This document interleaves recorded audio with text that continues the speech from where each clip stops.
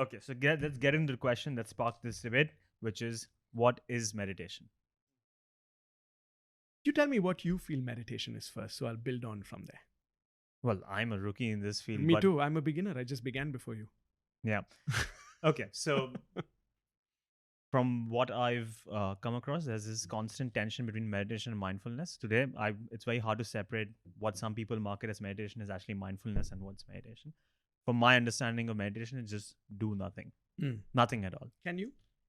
It's tough for me. I do try, but it's very hard for me to go beyond a minute before the thought comes in. Then again, Even doing nothing is doing something because you're doing nothing.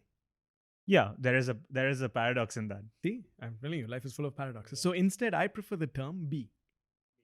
Do nothing is not the same as be. When you're doing nothing, you're still doing something. So meditation is being. Meditation is mistaken as a technique or techniques. That's right, a verb. It could be a verb, but it's not a technique. Meditation is a state that you reach. So most people go to a meditation class to find relaxation, but only if you're relaxed will you find meditation, right? Mindfulness is a modern, when I say modern, say 300 years old practice. Of course, the Buddhists have mastered this practice. And mindfulness is a tool to reach the meditative state.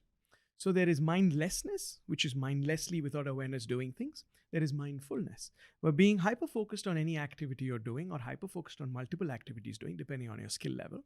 And then there is mind emptiness, where the hyper-focus also disappears and you just merge with everything you're doing. So take an example, let's take a musician. Okay, you can mindlessly play the ukulele and not make any sense. Then you can mindfully string a few chords together and you make a song. And then eventually, you're not thinking of the chords, you're just merging with the song. There's no difference between the singer and the sung. There's no difference between the dancer and the dance. There's no difference between the painter and the art. There's no difference between the meditator and the meditation. So you become meditation. You become meditative. This is the easiest way I can articulate this. It's difficult to stop thinking. It's difficult to stop the mind. So when the yogis say stop the mind, what they mean is just the neocortex. I'm a practical yogi, so I like the scientific, because I was a skeptic, right, till it worked for me. And today, so many studies across the world, they've studied these Buddhist monks and so many other people who are meditating for many years, and they find that the neocortex switches off.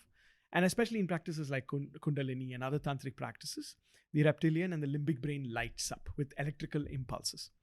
So are you able to slow down and create a distance between you and the experience you're having, as in the experiencer and the experience? We already reached a certain state of meditativeness when I asked you, are you your name? That already got your intellect thinking. When the intellect subsides, you will find some peace. Or you will have the urge to know, which is every seeker has suffering. And that's why seekers suffer. And once you understand, there's no more suffering. Unless you want to seek something else, then there's suffering there. So to me, meditation is a state you reach, and everybody can reach the state, and everybody already has reached the state sometime in their life. I like to demystify things. It's not complicated. You don't have to sit in a cave with a certain asana or mudra. You can sit in a chair with your spine erect. We say spine erect so that your spinal cord acts like an antenna. Nothing, no other reason. If you're lying down, there are techniques like Yoga Nidra and other things where you can lie down and also reach the meditative state.